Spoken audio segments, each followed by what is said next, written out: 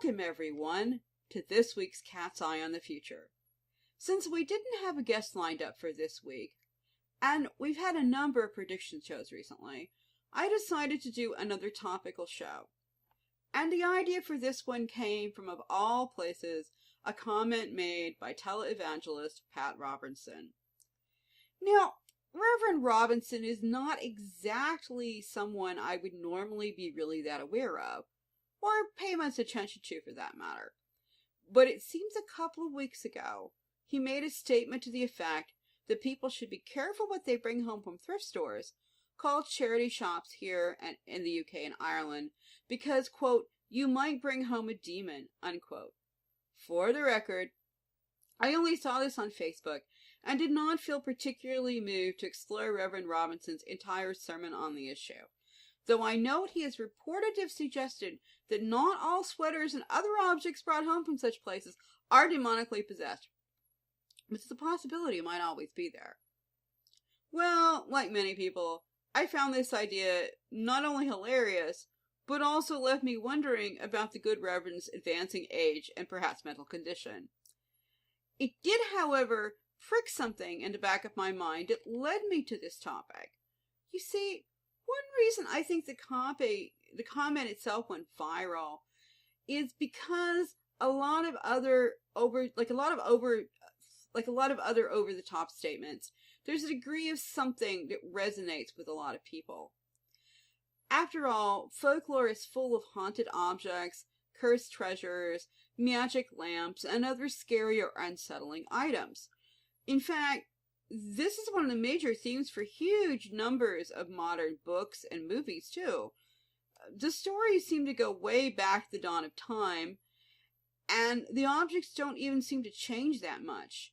I mean, at least 500,000 years after spears were invented, Hitler is known to send his minions out to look for a magic spear. Other common items that you find in folk stories that may be enchanted or haunted or cursed tend to be rings, necklaces, gemstones, dolls, and houses are also fairly popular, just to name a few. We all grow up hearing stories, reading about people finding magic lanterns or lost books that they can bring great fortune or curses depending on the object in question and its background. When we get a theme so rooted in the human mind for thousands of years like this one, you do have to wonder if there's anything behind it. Is it simply that people are concerned about the unknown? Or that they're looking for perfectly innocent objects to blame their problems on? Now, this last one probably does explain a lot of these types of stories. After all, if you have a really nasty day at work, it's much easier to blame it on something other than your own failings, even if these days we might blame a lack of sleep rather than, say, a cursed pencil. We are also unconsciously wired to generally put the blame for bad luck on something outside ourselves. This isn't something we always do intentionally, it's just how we are. If there is a new, strange, or creepy object in our lives, we might just pick that to blame, especially if a number of other things seem to sort of go wrong around the same time. And one of the common ways this comes into folk stories especially is by inheritance. And or purchasing something. The hero is walking along and sees a sword and a stone and picks it up. That kind of thing. It's also full of stories, and there are actual real historical recordings of things like that happening. Some of the worst are when people blame human beings for causing their problem with or without using a cursed or haunted object. In other words, they're putting the blame on human beings rather than on the object itself. Taken to the extremes, the results of this kind of false accusation of, say, evil magic can end with mob violence against the innocent. Things like the Holocaust, pick a target and you blame it. It's the same psychology, only in this case, instead of putting it on a people, we're putting it on a thing. And while this actually isn't our specific topic today, I just wanted to mention this tendency to project onto others because it's very important. And, it doesn't mean that the projection isn't an issue, because I think very often it is. But moving away from false accusations of witchcraft, or even the human tendency to blame someone or something for our troubles, there's still something a bit more to the idea of an object that has, shall we say, issues that can cause problems for humans. I think the short answer to the question of do these exist is probably yes. But like a lot of things, the actual answer is a bit longer and a lot more complex than just the answer, yes, there probably are objects that can affect people in this way. And I want to go into some of the background it takes to explain it, which is going to be a good chunk of this show. So just sit back with your tea and your cookies and get ready to listen for a bit. Because first, we have to understand that there is a spiritual theory out there which is very strong in most forms of magic and other types of spiritual teaching. The things that people touch or have close associations with may, or in some cases will, depending on your viewpoint, pick up some of our psychic energy patterns. Or some people use the word vibrations. Some people prefer that. Other people feel that it calls a bit hippie to them. So you can use either term. But basically in terms of energy, your energy attaches to things that you are in contact with. I think people have sensed this for thousands of years. And again, there are tons of ancient folk stories and also folk traditions about burning your hair, your fingernails, if you cut them. It's just in order to prevent someone from getting and using them. Or in the stories, somebody does get them and use them. Blood is another common one that just some of the basis of things called blood magic. We're not going to go into that here, but again, it's the idea you take somebody's essence and it has a resonance with them. And they might use this either to control you magically in some way, or they may use it to gain power for themselves at your expense. Again, think vampires here, think, shows where they sacrifice something to raise power. Those are the two major reasons, again, in folklore or magical traditions for doing this. I'm not advocating it. In fact, usually this sort of thing is considered quite not the thing to do. And the stuff that will really get you into trouble because, of course, you're forcing your will onto someone else, and that's never appropriate. But again, that's kind of the basis here. So we have this idea that you take something from someone and it has their essence on it. Again, all you need to do is read some Pulp Fiction to see the extensions of this idea, where the bad guy gets a hold of the hero's direct bodily fluids, or an actual object like a favorite ring has been worn enough that the object has been imprinted with the individual's psychic signature. I just finished reading a novel like that. They're all over the place.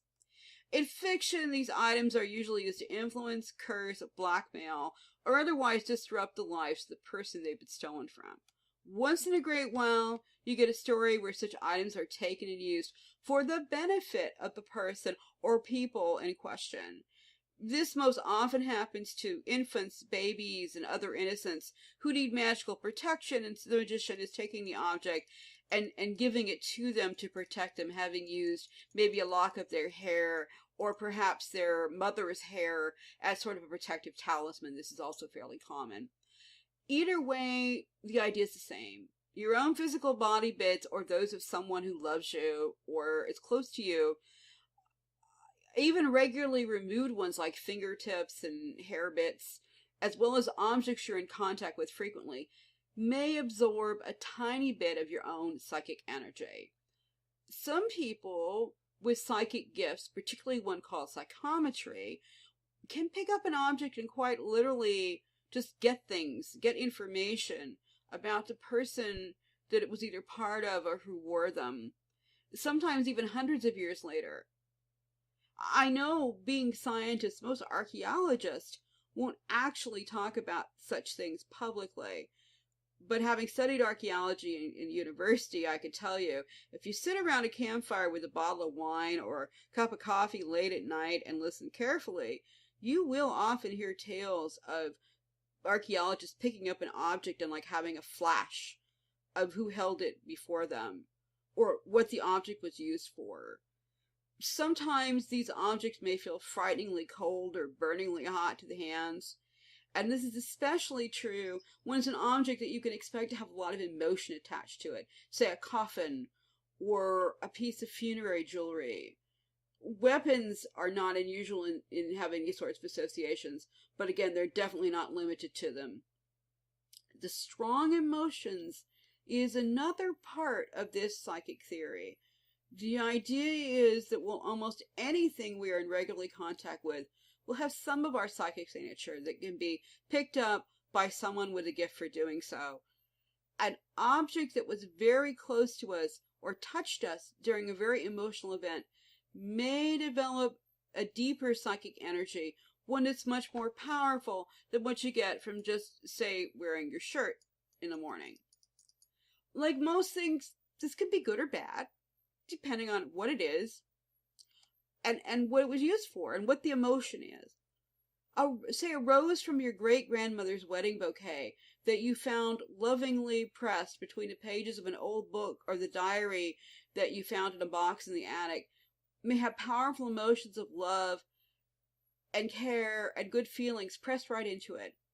The energy of such an object is almost always going to be positive.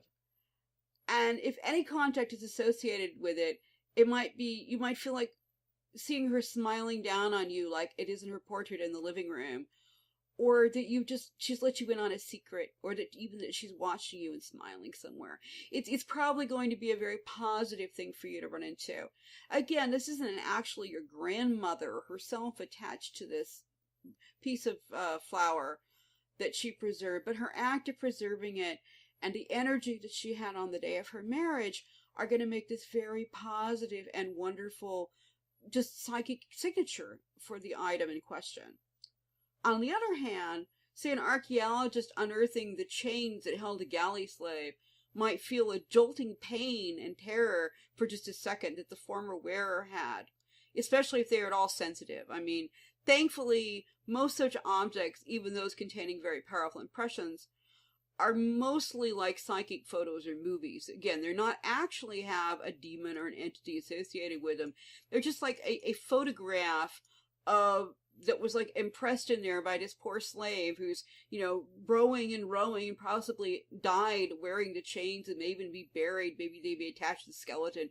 This is, a sensitive person can see, hear, or feel the impressions that were left on them.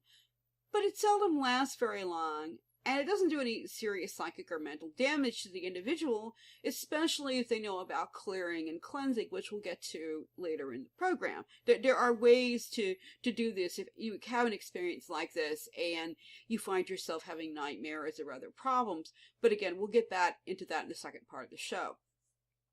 The majority of people, even touching the dried rose or picking up the chain, are likely, if they feel anything, to feel just a tiny sense of goodwill, or maybe a bad chill, like someone walked over your grave, as they say, if they experience anything at all. Most humans are psychic on some level, which I think in this case acts as a sort of natural protection, drawing us towards objects that have good impressions associated with them, and away from those that have more negative ones. Just sort of an inner radar that we may not be conscious of what we're doing, but it's there. Modern life, on the other hand, I think makes it much harder to be in touch with this. For the average person to rely on this older system of it feels good, okay, feels bad, stay away, that probably was great and it worked really well in the Stone Age and even later. But after that, the more complicated you get in human history, people just don't feel it as much. I mean, at the dawn of time also, when we were evolving, people simply didn't have that many worldly goods to carry around with them. Of course, places can also pick up impressions and psychic signatures too. And I believe it's highly likely our ancestors avoided places that felt bad long after they may have forgotten some actual tragic event that occurred to their ancestors at, say, a certain cave or fork in the river. If they're not sure, they had trained specialists. We sometimes call them shamans, medicine elders, people who help to try and figure out where in a new territory was a good place to live and where was not. Today, the majority of people don't take calling in a specialist to look over the psychic signature of their potential new house unless they have a cultural background from people who do so. A lot of Chinese and Oriental people will still do this, but it isn't very common in the West. You don't go look at a house and ask the real estate agent for the feng shui report, usually, in most places, at least not in the United States or Europe.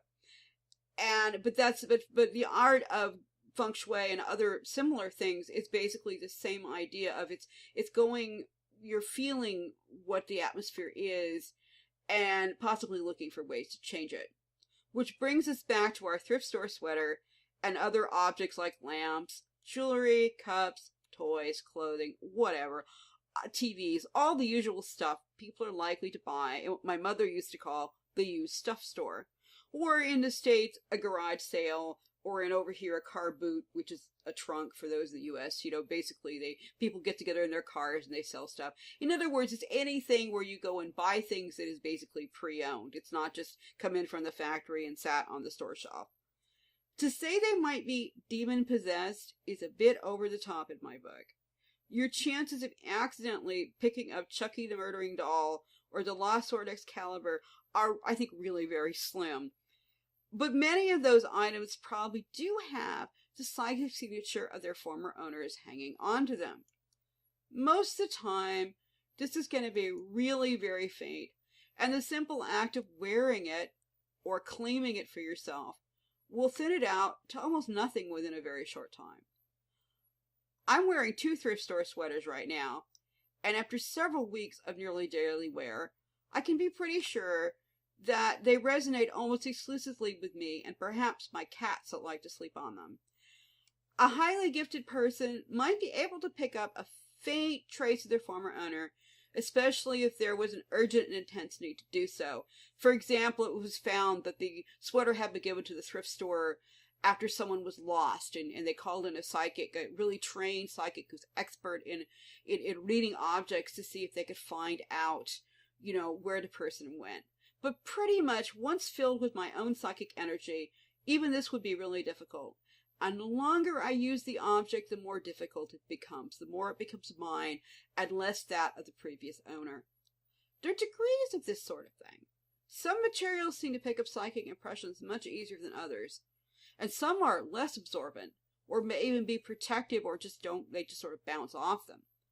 For centuries, magical objects, and in folklore, enchanted objects and magical objects of many kinds have been wrapped in silk, because silk seems to be psychically insulating. Other fibers like wool seem to be much more psychically absorbent. And it's true, some gemstones and crystals seem to pick up just about anything extremely easily, while some materials are very hard to influence, like iron. For example, and if you want a modern example of this, think of the supposedly cursed Hope diamond. Well, diamonds are largely water, and a lot of people who've owned that diamond have had a lot of really unfortunate experiences. Now, at this point, it's hard to say. The diamond will fall into a category we'll get into it a little later of something that may have something attached to it. But it's also highly likely just that so many of the wearers had such unfortunate either, endings or illnesses or just plain bad luck that the water in the diamond just kind of absorbed that psychic energy really well. On the other hand, while you do hear of enchanted keys, you very seldom hear of things like enchanted water buckets or iron nails or heavy things made of strong metals. On the other hand, you do hear, enchanted and magical objects, or even, deeply attached objects that are gold or silver, because again, gold and silver tends to pick things up. It's just, and this is a very complicated subject. We could do a whole show on it. Sometime I might see about having my husband or another guest on that could talk about the psychic signatures of different gemstones and metals and things. But you get the idea. It's a whole category. But in general, silk will almost always protect something, and that's a good rule of thumb.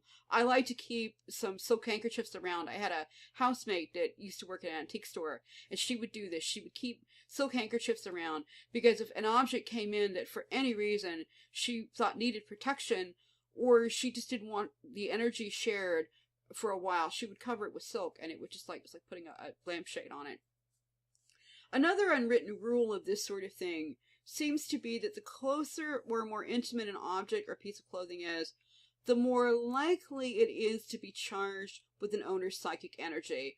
Although, again, there's a matter of degree, and often just as unconscious. Most people don't say, I am going to charge my underwear today. It just sort of happens.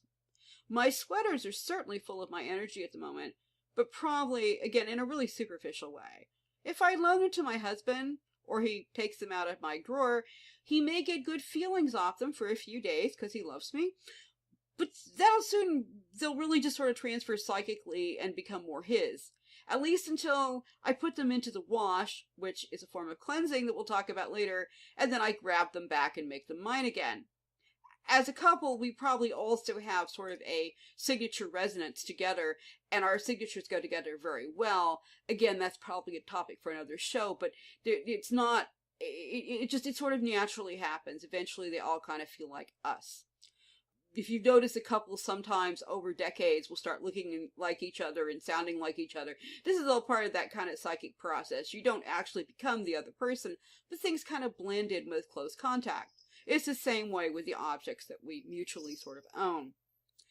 The reason for this is there are no particularly deep emotional or psychic attachments to the clothing in question, though. I mean, the reason it transfers so easily is that I like my sweaters, but they're not my wedding dress. Or say a sweater that I lovingly hand-carded, spun the wool, and knitted for myself or for him. As a weaver and spinner and knitter, I've done both of those. That's a very different category. That would have a lot of intense emotion and psychic signature to it. But a thrift store sweater? Probably not. The majority of things you're going to find at a garage sale, car boot sale, thrift store, or charity shop are going to fall into this kind of just okay category. They're neither loved nor hated, no serious attachments on the part of their former owner, which is to say they had no opinion, not to say they didn't have an opinion, but they simply wasn't enough to make one, make it really clear one way or the other. I mean, they don't make a serious psychic dent. It's like, okay, I like the blue shirt a little more than the red, but the blue goes better with my skirt today. That's that kind of thing. There may also be some things for sale that do have a bit more, shall we say, oomph to them. But often this is positive. Again, a former owner's favorite chair may make you feel very positive about sitting in it. And you want to have it in your house. Or that sofa that someone really hated, that was so relieved to get rid of, might make you a little uncomfortable and you just sort of move on and don't buy it. But it isn't really serious either way. If you're sensitive and bothered by something like that, there are things you can do. You may wish to do them anyway, and as I've said, I'll get to that to a moment on cleansing. But the most part, the overall low-level feeling that you get will help you. It'll just be a little bit towards the positive or the negative. It will give you a clue on whether this may be something you want in your home. Now, once in a while, you may run into a material object for sale that you were especially drawn to or find really disturbing while you're out bargain hunting. This can happen for several reasons. You may feel drawn to something because it really fits your personality, or you really wanted one just like it. I had this happen with ponchos and sweaters that were made out of jackets that were made out of leather with fringe. As a teenager, I really wanted those, and for years I would see them in thrift stores and jump at them and think, no, I already have 3 in my closet already. The reason I'm jumping at this is because when I was 16, I desperately wanted one. That was me then. This is me now. I have enough of them. So, you can consciously, ask yourself, why am I feeling drawn to this? Or, I don't like that because it looks just like the one that my mother had, and she always picked it up when I knew that she was about to reprimand me for something, And of course, if it's in a shop, you don't have to buy it, but it may be just the reason that it feels kind of negative. Sometimes even a helpful spirit guide or other, perhaps your intuition, your higher self, is pushing you to the direction of getting something. That doesn't happen often, but it can.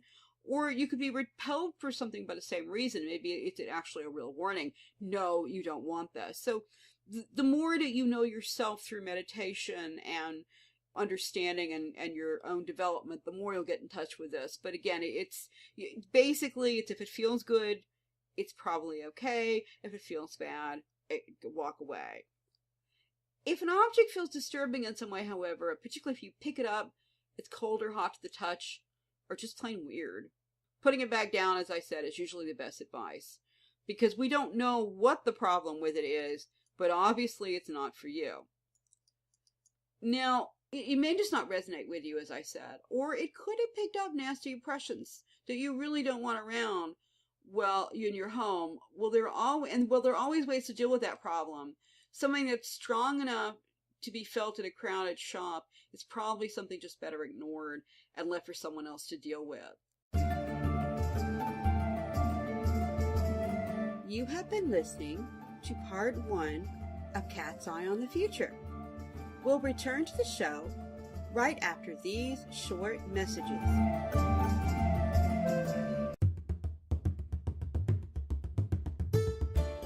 Do you have questions? The cards have answers. If you would like a personal reading with Melody, just go to my website, melodipsychicreadings.com. That's Melody with an I, psychicreadings.com, for information, or email me at melodyreader@gmail.com. Readings are available using Skype, phone, email, or even in person if you are lucky to live in Ireland. Why not find out what special messages the cards have just for you and book a private reading today?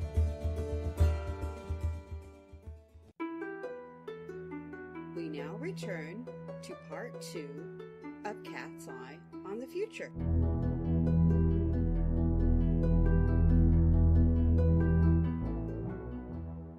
Now, everything said about most things naturally just sort of transferring over into your own psychic signature after moderate use is usually true.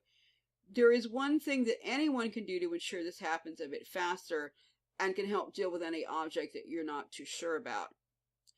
Lots of us miss a disturbing feeling about a purchase in a crowded store. I mean, you just you're not tuning in psychically or even necessarily emotionally and intuitively when you're surrounded by people at a big sale because it's 50% off and there's 400 people in the shop and you're going through bins. You just go, oh, I like that, grab, run. And you can have something brought into your home by another family member that you would never have bought in a million years, and when it gets there it seems kind of odd, or you can receive it as a gift from someone that you just can't discreetly get rid of. And very commonly you may inherit it. Remember in those folk tales, all the things that come down from the family, well, there's a reason for that. Sometimes it happens. And again, we'll have more on that in a bit from a personal experience. But we don't totally control what comes into our lives. And we can't always control where we live. But we can take psychic charge, so to speak, and do what is called cleansing or clearing to an object or even a living and workspace. And it's sort of like giving the item a spiritual bath to wash off the energies of whoever owned it before. Like I said, you can eliminate having to do this a lot by just not bringing things in that you can avoid doing so. But when you can't, we're going to get into what you can do. For the majority of things the average person is ever likely to encounter, a simple cleansing ritual with intention is enough to solve problems, if there are any. There are also a few items that may come into your life that are so deeply impressed by some strong emotional event that you might need a skilled practitioner to help deal with them. Or just pass it on to someone else yourself, for whom it seems to resonate better. But for most people, these items are really rare. Problems with cold spots and other psychic residue inside of your home and living spaces, particularly a new home or living space, is much more common. But even for those situations, clearing and cleansing your own home, especially if the home has been lived in before, it never hurts anyway, and may help a great deal. Even if you have to call in an outside expert to deal with the overall situation later. I mean, usually you don't, but it never hurts, and it can really, really help. Whatever you do, beware of people asking you for a lot of money to do things like lift curses or perform exorcisms, because this is truly one of the oldest scams in the psychic book. I mean, it's not really psychic, it's just sort of old carnival tricks. A good practitioner probably will charge you something. They'll charge for transport, modern, things for expenses, like if they have to stay a couple of days, and they'll charge you something for your time. But if the money is more than a modern doctor's house call, which can be pretty, usually not cheap these days, but isn't just like insane, it's probably a big red warning flag. This is someone just interested in material gain. They're not really there to cleanse your home or your property. In fact, they may actually try scamming you seriously. So on another show, I can probably, do some interviews with people and things who do this sort of thing.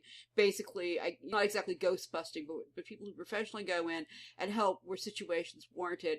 But most people could clear their own house for practically nothing. I mean, like I said, aside from the above situation where you have a cold spots or something just won't go away even after you do the cleansing, those things usually result from a violent death or other deeply emotionally powerful thing that may have happened in the house or to the object that leaves like a tear in the psychic space, particularly the home. Or it may have been attached to the item because it was worn during a really tragic event. A simple cleansing with intent solves the problem, at least for the moment, and a regular cleansing can be done for less than $10, even for free if you're really creative. So, and I have instructions on my website on how to clear houses, which I'll go into a little bit here. But if you want more specific instructions, you could just go there and look under the free stuff and download it, and you could read it there. But meanwhile, getting back to the show here, to clear and cleanse something, we need to do a deliberate act that sort of clears away the psychic resonances and impressions that already exist on it, caused by previous owners or previous events. We're symbolically washing it. Sometimes we're physically washing it, but we're symbolically washing it. And it's psychically aligning it to ourselves. A process some people call keying, which I really like, because it's like you're taking the key and you're locking it to you or unlocking it from the other person. But it's basically just claiming the object or property as yours and not anybody else's. Now, in reality, it is the intent to clear, cleanse, and key the object that accomplishes this. So, in theory anyway, you could do this with totally by the power of your mind, working with the psychic forces. But I found in reality, it's really difficult to do this. And it doesn't work nearly as well as some additional aids and structures, which is where your $10 comes in. Or just stuff you have around the house. One of the oldest and most successful ways to accomplish this is through prayer. Now, this is often it should be followed by a blessing. It's also it isn't exactly the one I'd usually choose, but for some religious people, they're more comfortable with this than any other way. A very religious person might even wish to have the object or their home, blessed by a priest or other religious figure, which often does work, especially if the person who is wanting the object to be blessed and the person who's doing the blessing really believes in what they're doing. And you do have churches and some traditions where there's a house blessing that happens when a person moves in. Even the old traditions of having bread and salt are part of this reclaiming process, and that's because one of the main traditional ways of cleansing is either through salt or water. Altogether, we'll have salt, water, fire, and earth, but salt and earth and water are some of the most basic. If an object won't be harmed by it, salt purifies and water cleanses. So it's a good idea to always do this when accepting certain types of items from anyone, particularly it's a spiritual or magical item that's being passed down to you. As a reader, people frequently give me tarot decks, for example. Some of them are really cool. And while my personal practice allows me to accept and use these, not every psychic reader is trained this way. Some people just can't use someone else's deck, but I can, provided I cleanse and clear the decks. To do that, I first put the decks in a container of salt. They just sit for a while, usually about a month, until they feel clear. I don't worry so much about cards I buy in the regular store from the factory. But if they're of unknown origin or they come from a thrift store where they may have been handled or used by somebody else, I really always try to do this before actually using them for readings. Yeah, I might look at them, I might pick them up, I might start the keying process, but often there's particularly something like a magical tool or a reading deck. It's gonna really absorb psychic impressions. So it's not necessarily that they're bad. You just don't want to have them on there. Now, I did this for a friend when he inherited a set of runes from another really good friend who passed away, and he left the runes to this friend of ours in his will. They were really beautiful runes that etchings on stone. And since they wouldn't be harmed by water, we actually put salt into the water. We combined the elements and we let them sit there. And again, this is a great case of there wasn't anything bad or weird attached to them. They simply had belonged to someone else. And we were now clearing them so they could be passed on and refreshed and renewed for someone new to use. Most clearing is really about this. It isn't about removing evil. It isn't about casting out demons. It's simply about removing anything from the past in order to make way for the future. With a particularly loved object, you could even make a mental request or prayer that any good wishes or energy of the former owner may wish passed on, in this case, particularly an inherited object like this, that it can take place. Though it's only wise to do this when you know who the former owner was, and that would really be their wishes. And we did in that case, so that's what we did. The two other really common ways of clearing and cleansing are fire and air, which are easily combined in the form of incense or even a candle. Again, obviously you don't want to burn your house down or drip wax on your late aunt's jewelry you've just acquired. But you can sort of waft and close the object and say, with any of the elements, but you can say, I cleanse this object and clear it of all previous impressions and anything that it may have attached itself to it.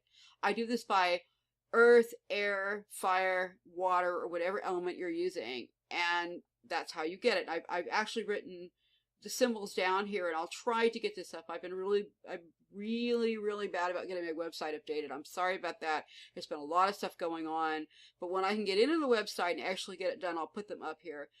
In Western magical tradition and in a lot of pagan paths, you have the four elements. Some people work in 5, some people work in 7, but the 4 really basic ones that are good for use here are earth, which is salt, water, which is, of course, is water. Fire is often you can use a candle, and air you could use incense. You can use the fire, and what I think I like about candles or incense is you can use them as a double element the same way you can use salt and water if you're kind of in a pinch. But basically, earth, water, fire, and air.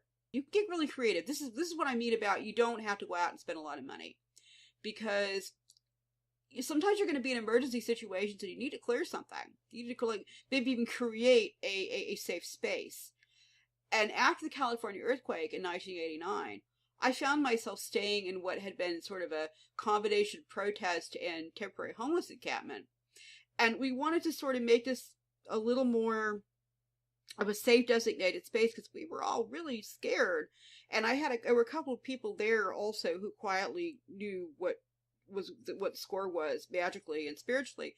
So what we did is we walked around the perimeter of our safe space, or the space that we wanted to cleanse and clear of all the fear and negative energy that we had from just being through this big earthquake. And we did this quietly walking, using a saltine cracker for salt and earth, coffee for water, and a lit cigarette for a combination of fire and air. It worked. It's the intent that counts. Those things cost us basically nothing because they were all laying around.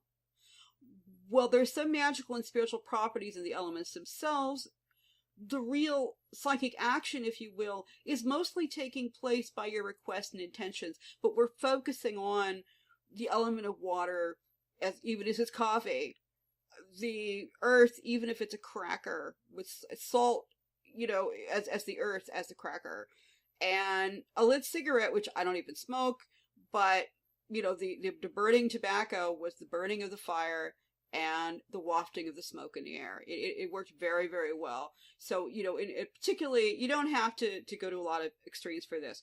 Some people it really helps. Some people really like to have really firm magical tools that they use specifically for this kind of thing. If you do a lot of this kind of work, or, if you get really interested in the topic, I encourage you to do so and make certain magical tools yourself. But you don't have to. Particularly, most people don't need a lot of this stuff because they're not going to be doing it all the time. Now, to clear or cleanse a home, a room, or a workspace, it's a little bit more complicated. The basic way to do it is, remember I just said that we walked around the campground. Well, you kind of walk through each room, traditionally in clockwise, but it's not that important, I don't think. But, you know, if it feels best to you, walk clockwise. Circle, using the objects I was talking about, not necessarily the coffee cup, but, you know, the earth, something for earth, air, fire, and water. And you cleanse the name, like I said, in the name of earth, air, fire, and water. Or if that doesn't feel right to you, if that's like just a little too pagan, or it just doesn't resonate with you, you can walk through each room or area with an object that represents your religious faith. And basically, you know, pray and ask your deity to cleanse and clear the room in the name of your particular vision of the divine. A lot of people use crosses for this. Some people use pentacles. Some people just, you know, use a candle, a Star of David, whatever it is. You know, you're in that case, you're not doing it yourself so much as, or your oversoul is not doing it so much as you're working with how you see the divine. It's a prayer, but it's a very specific prayer. For some faiths, you may wish to use the elements I've suggested. Like I said, others, they just don't want to do that. But the religious symbol and sometimes incense are sometimes used, because Catholics will sometimes use incense. And I don't know that much because I'm not a Catholic, but I've seen that used in the Mass. It's the same kind of idea. It's clearing the air. It's cleansing the sacred space. Now, the important thing, again, is you're asking the old attachments to leave and cleansing the area for a new start. Like I said, a house is a bit more complicated, and I do have this free posting on my website that you can download for more intense instructions. But the main thing you want to remember is, well, you can key an object pretty much by using and wearing it. After you clear and cleanse a house, you want to take another step. You want to ask the previous stuff to leave, but you want to invite the good air energy in, because you don't want to have a vacuum. Sometimes people get the clearing out, but they don't take the step, and then other stuff tends to come in. Because houses have more than one person in them usually, or even if you live alone, people come and visit and whatnot. There's things attached to them and things. So you just want to make sure that you want really good energy to fill it. And again, that could be a simple verbal invitation along the lines of, I ask this home be filled with good energy and positive feelings, joy, love, whatever. And if you wish, you can invite good and helpful positive energies already in the home to stay. This is another thing that's a little more complicated. Just like with the inherited object, where we know the person who is passing it on wants good intentions to go with it, you can ask things that were previously good and positive to stay there if they wish to.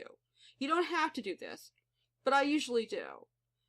You really only want to get rid of anything negative or just leftovers you don't need. Again, they belong to somebody else, so they're just going to be kind of in your way. Most of the time, there's going to be simply a lot more of the stuff you don't need than the negative. But since people have all sorts of emotions, again, I said homes are going to just come with a lot of negative ones a lot of times. Also, sometimes there can even be psychic stuff around from before the home was even built. A proper clearing will deal with that and set it on its way. Unlike a classic Hollywood banishment, you are only directing them or praying for them to be directed to go away from your home and to wherever it is they belong. We're not making judgments ourselves. We don't claim to know where that is.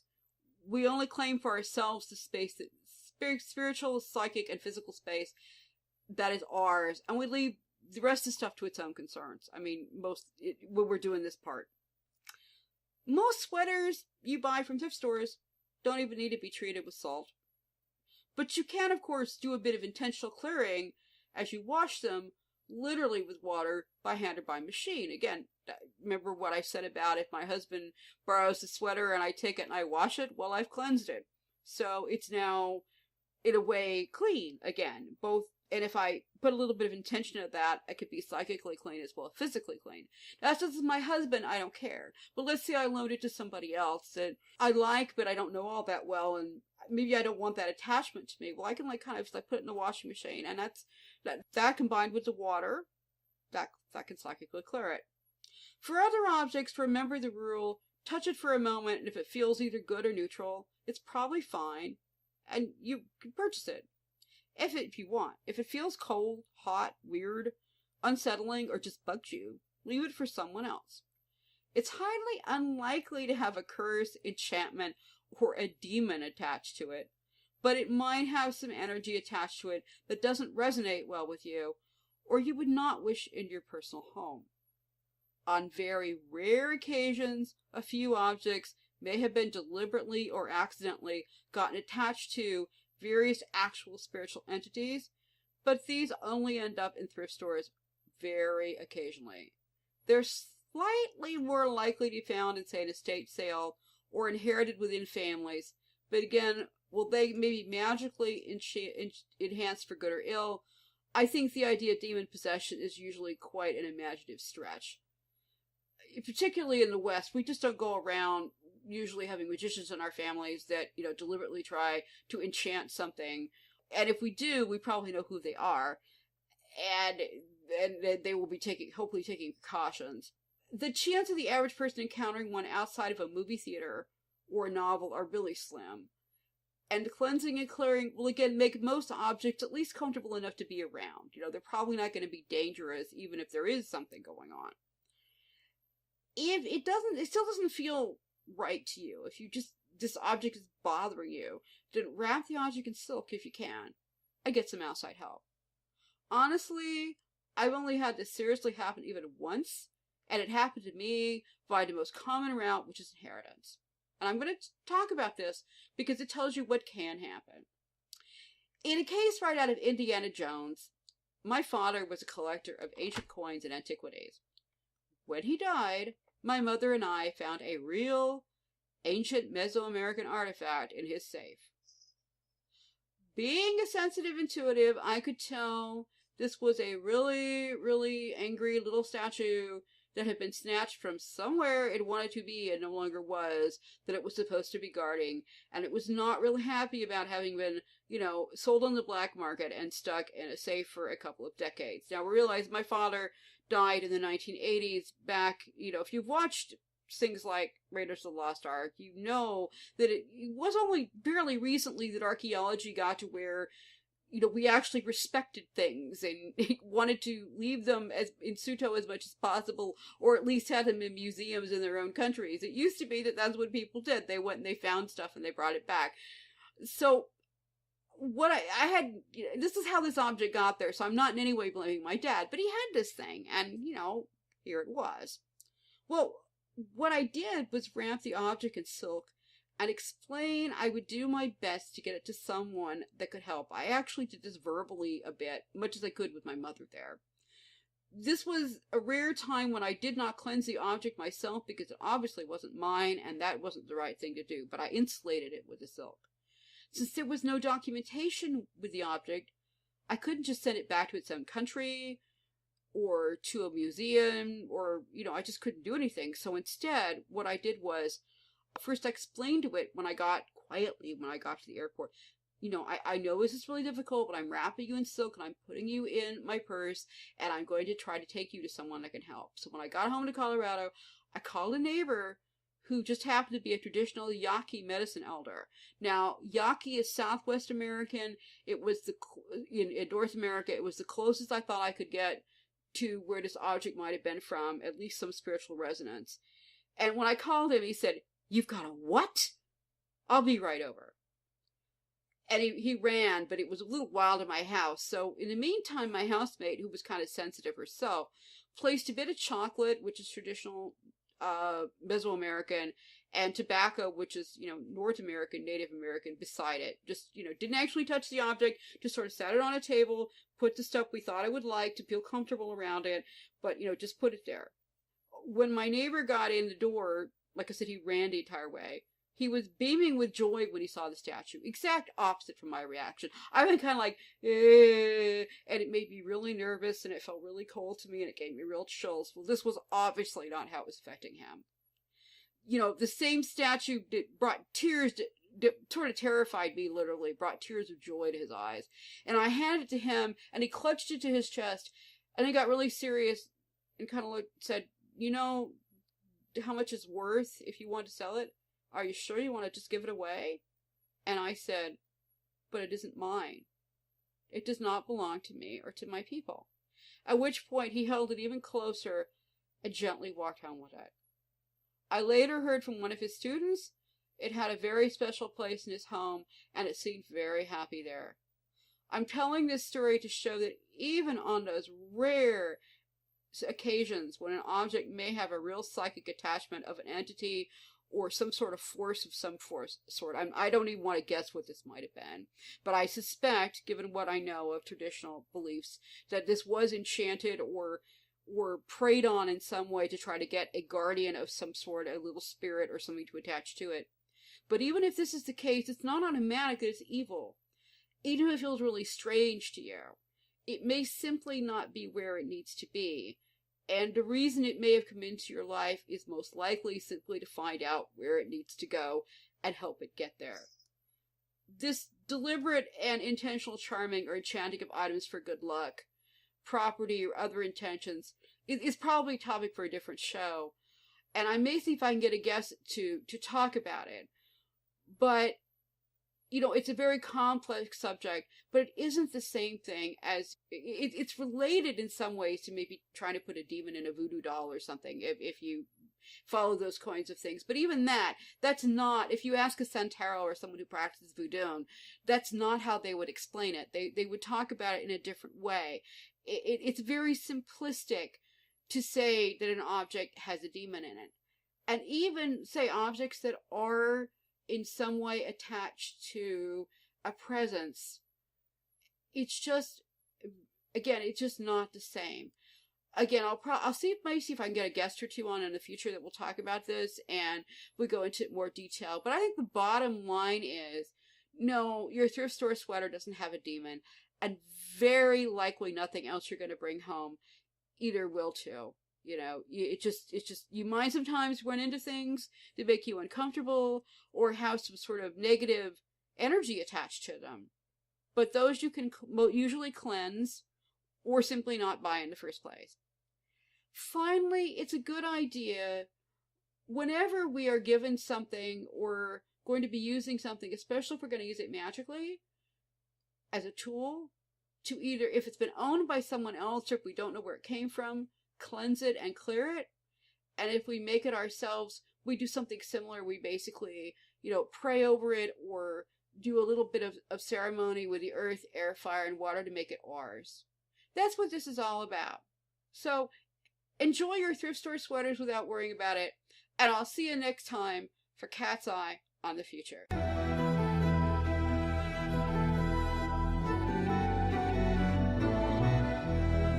You have been listening to Cat's Eye on the Future, the show where we take a look at what's coming up in your world and your future.